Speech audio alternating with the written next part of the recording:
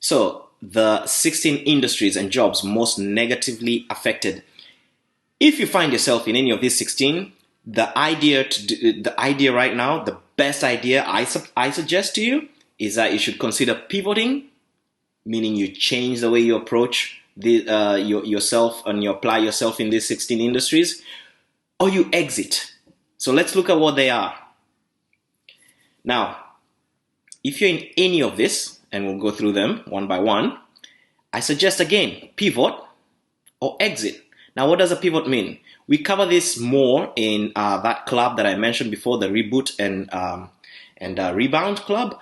But basically, reskill means you go look at how you can add to your skills or learn a new skill that serves the new normal. You can reinvent yourself. You can redirect a skill. So maybe you are in HR in a certain kind of industry. You can redirect that HR to another kind of industry. Or maybe you had certain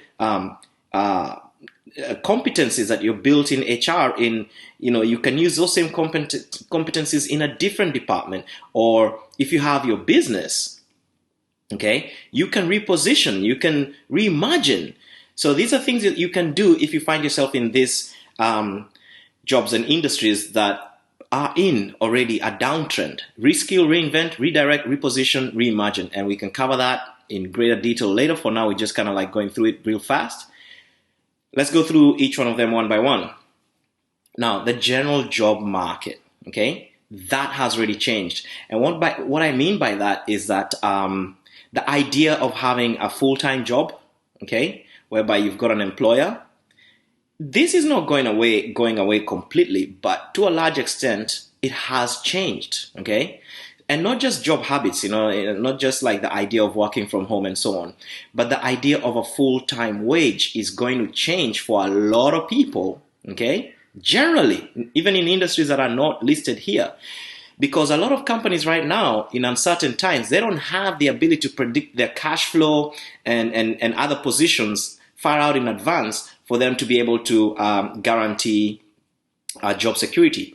So what we're going to start to see is that, and we'll look into this a bit later, is that a lot of jobs are now going to be on a per project basis, what we call the gig economy. So that a company will be very happy to pay you, maybe even more than they would pay you per hour, for you to come and just do a certain amount of hours or a certain project, and then, that's it, they release you, and you can work for several companies. So the general job market and the idea of job security, the idea of this one company giving you security for a lot of different industries is going to go away, and we're going to find new models, okay? So think Uber, but for everything, or think Airbnb, but for everything. So that's generally going to change. Not for every industry or every company, but we'll see that movement growing. The automotive industry is going to change as well, because people are generally are already moving less. There's less movement. You cannot stop movement completely, but there's a huge reduction already. And even after Corona, we will find that the work style and the job culture has changed. So by definition, there's less movement, and therefore there's less demand and so on for automotive products. And even the idea of people having many multiple cars, and cars to do this and cars to do that, like that needs kind of like will reduce. So the automotive market is kind of going to change, not go away, but definitely change. Cinema, crowds. People are already skittish about crowds. Okay, so going to movie theaters, that's going to definitely really drastically reduce, I would say. And by extension, the film industry in general is also we're also going to see massive changes there, and certain aspects of it are going to go down, okay, because of this virus. It introduces so many unpredictables. Media is not going away. Media is here to stay. In fact, media is going to grow. But the film industry, there's certain aspects of it that are going to go down, because of this whole crowding idea, or change dramatically. Construction as well is going to change in certain ways. Events and conferences, that's kind of like a no-brainer. Grouping, the idea of people coming together in groups is something that's scaring a lot of people, so especially very, very close. So even though you might have an event and a conference the distance between individuals is going to mean a lot of different kind of changes. Okay, and again, this doesn't mean a bad thing, because if you're in the events and conferences space, you can reimagine your career and see how to do that live, through Zoom and other technologies that are going to start emerging. So this might not actually mean a down thing, because that means maybe now you've got a global audience, rather than, an audience in a hotel room in your local city. So it doesn't all mean bad. It just means you gotta really rethink things, real quick. Sometimes radically. Finance and fintech are going to change massively, because banking and the monetary system are going through serious amounts of change, which we're going to talk about in the next section. So I'm not going to go real deep in here for now. I just want to say that if you're in fintech and you're in finance, you're in banking, that might get worse before it gets better. Okay. And then you got hospitality. And by hospitality, I mean hotels, obviously, restaurants, obviously, and to some extent, Airbnb. People are getting skittish again about crowding, together or sharing rooms, and so on. So, because they have this idea of, wanting things to be sterile. I don't know if somebody has been in a room before I walked in, somebody was in there and they had COVID, so I might be skittish about going to a hotel at the moment, but I'm not saying that's just going to end, but it's going to change, and for now it's going to really tank down. And live sports, for obvious reasons, especially things that are in stadiums, again, that's kind of like in a downtrend at the moment. Local transport, and by that I mean things like Uber, those kind of services whereby you call a ride and the ride comes and picks you up. That's also a little bit shaky at the moment, or maybe a lot shaky. Logistics. Now, logistics are not all going to disappear, because essentials are still needed, so that's not going to go anywhere. But some non-essentials, we're going to find the logistics industry for those to kind of like go down. Luxury products.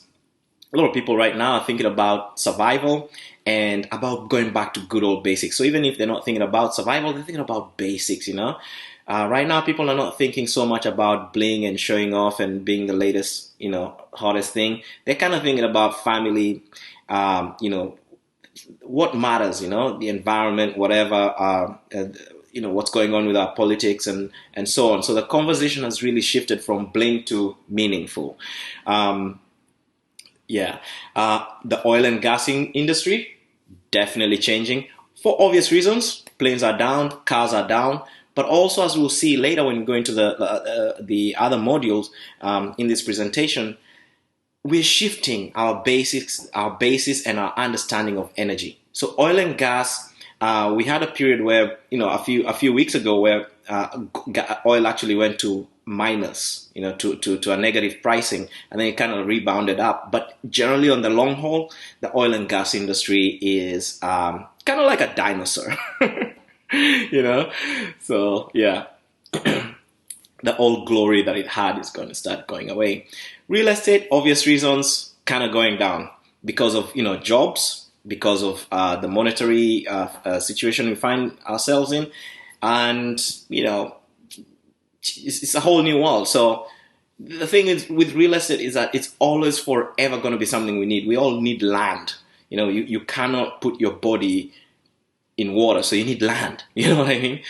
But then the whole inflated prices and the whole, the uptrend, for now that's going to relax for a while, because we've got a lot of issues with debt, with a lot of things right now that bubble kind of might burst for a little bit, but it will be back for sure, long term.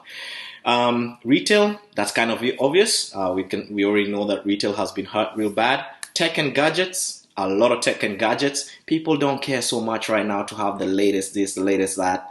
Not so much. So essentials, yes, but getting the latest 1.1 upgrade from the 1.0, not so much. Although gaming is growing, because people are at home, obviously. And obviously travel, business and tourism, both for business and for tourism, for work and for play. Travel for now is kind of like a dead duck, and it will start to grow, but it's going to take a while to grow. And So the idea here is to get yourself into a situation that is going up rather than going down. And so you need to tell yourself some cold hard truths. You need to come to terms with what's happening. And some people are just kind of like saying, wanting to bury their head in the sand like an ostrich and just go, oh, I'm just going to stick through this until, fight through this until it gets better. Yeah, some things will get better, but some things won't. So, they say dig your well before you need the water, plant the tree before you need the shade. Some people who are holding on and saying, I'm just going to fight this wave until we get out of it. Some of those people are going to crash and burn, because sometimes you can't fight the ocean. Sometimes you cannot fight the ocean. I'm not trying to be hopeless, but sometimes there's some things you have to face the facts about. Some things will rebound, some things will not rebound, and some things will be better than we've ever imagined them to be. So that's the nature of change. Some things will die. Some things will come back, and some things will be better than we've even imagined them to be. Okay? Now, talking of better than we've imagined them to be, let us now go to the next section, whereby we are going to be looking at the 43 industries and jobs with huge growth potential post-corona.